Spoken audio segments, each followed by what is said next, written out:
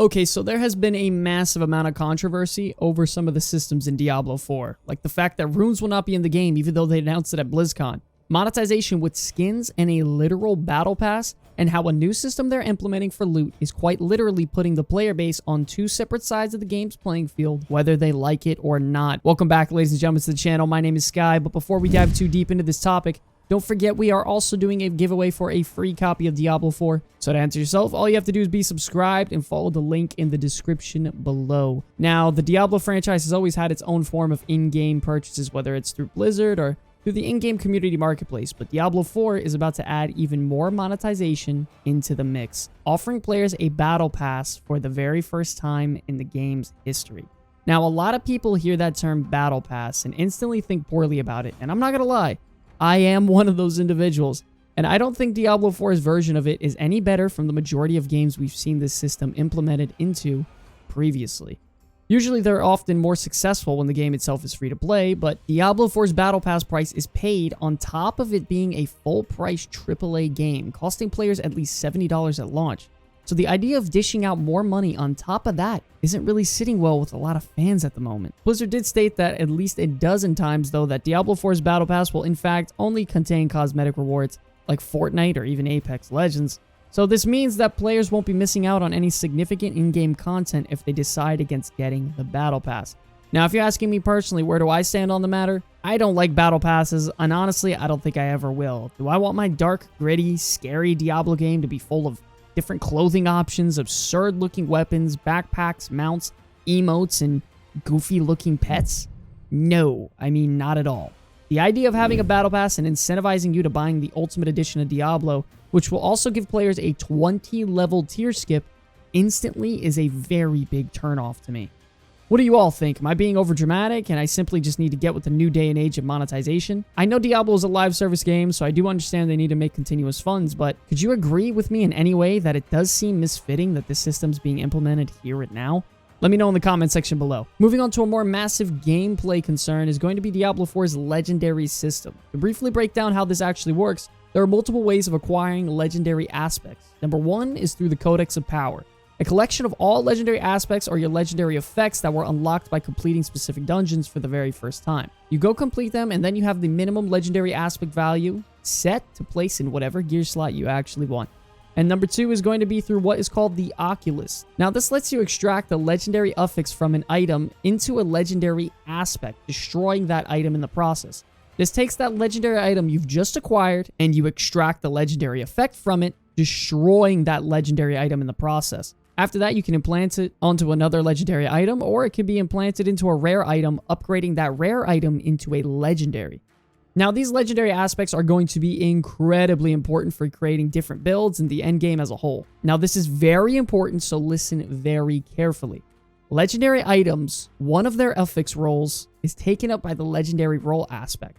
So they can have 4 normal affixes and 1 aspect. But on rare items, you can have 5 affix rolls. So let's say you have a rare item with 5 affix rolls on it that rolled really well, and you could take that very powerful legendary aspect you just acquired of your choice, slap it into your rare item, and now you will have a 5 affix rolled rare item and that legendary aspect into it as well.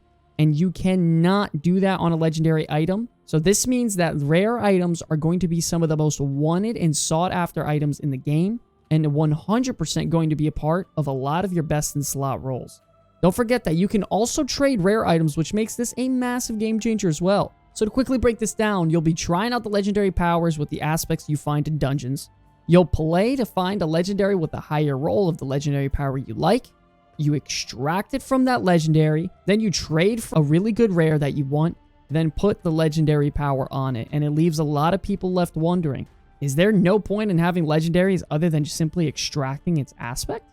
The rare gear has no character or personality, so finding a legendary, extracting its power, putting it on a rare. Bada bing, bada boom, done. How is that cooler than going to whatever depths you can to find an arachnid's mesh? The thrill of seeing the item that you've been longing for so long finally dropping, and then going to identify it to see how it rolled.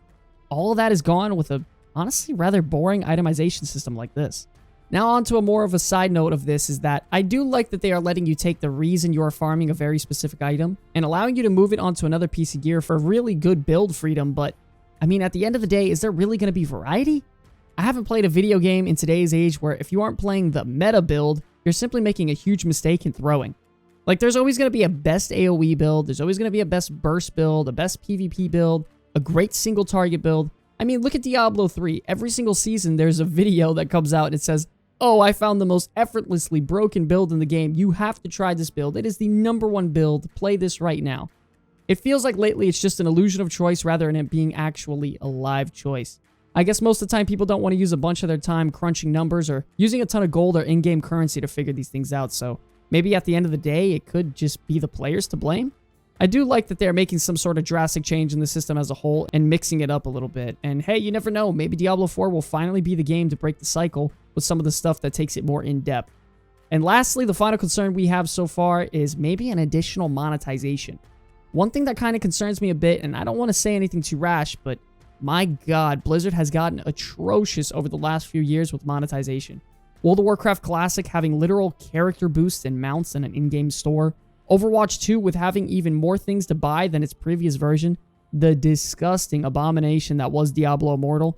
I don't want to just flat out assume that they're going to monetize gearing or gameplay loops in Diablo 4, but it's just some minor concerns that I'm very weary with these mistakes they've made in the past. But alright, ladies and gentlemen, enough being negative, because I truly in my heart, just like all of you, want this game to succeed, and we want to play this game more than ever. We've grown up playing Diablo, and we love playing it. We love this whole franchise. But what's your biggest concern so far going into Diablo? What's your favorite feature?